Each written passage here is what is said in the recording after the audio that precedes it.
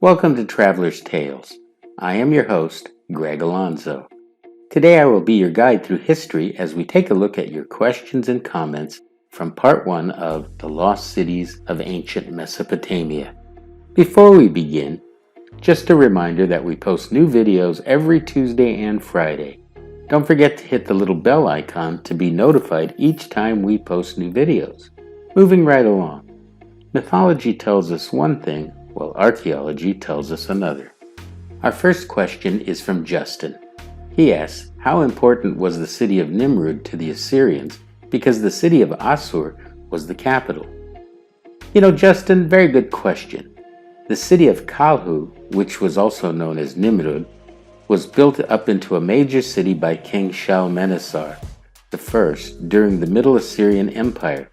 The city gained prominence when King Ashurnasirpal II made it his capital at the expense of Assur. Our next question is from Jorge.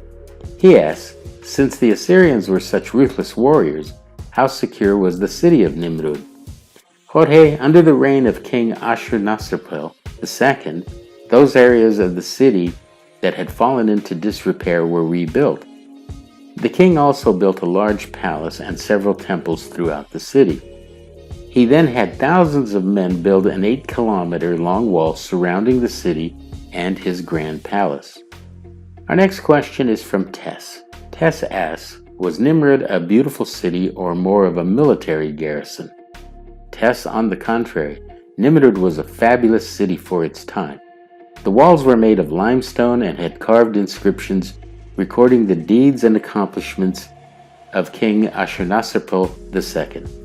The city's gates were also adorned with images of mountain beasts, and these were made of limestone and alabaster.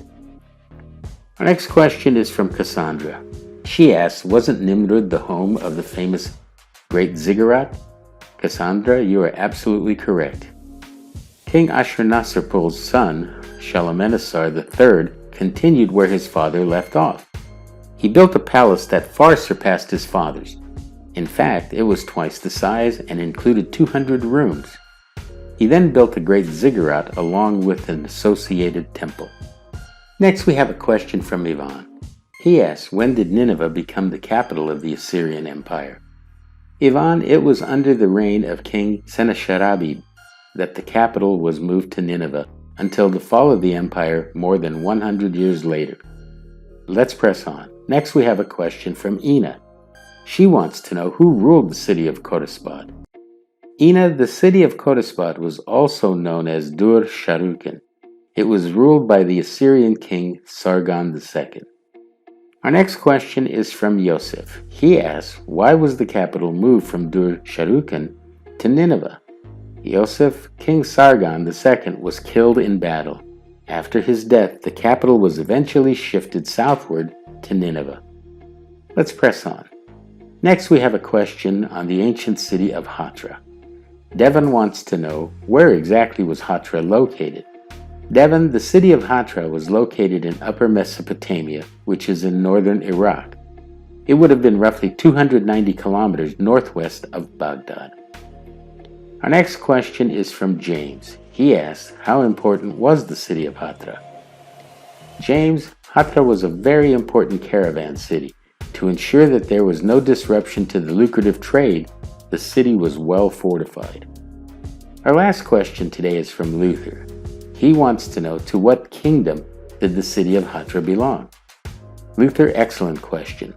Hatra was actually the capital of a small Arab kingdom known as the Kingdom of Hatra. This brings us to the end of the lost ancient cities of Mesopotamia. Thank you for once again joining us for this edition of Traveler's Tales. Just a reminder that we post new videos every Tuesday and Friday. Don't forget to hit the little bell icon to be notified each time we post new videos. For your convenience, we have also posted our email address and Instagram information. We enjoy hearing from our subscribers. Don't hesitate to contact us with any questions or comments you may have. If you haven't subscribed to Traveler's Tales, please do. This really is the best way to help our channel grow. Traveler's Tales will return with The Lost City of Petra. Until we meet again at the crossroads of folklore and history, Cartistos.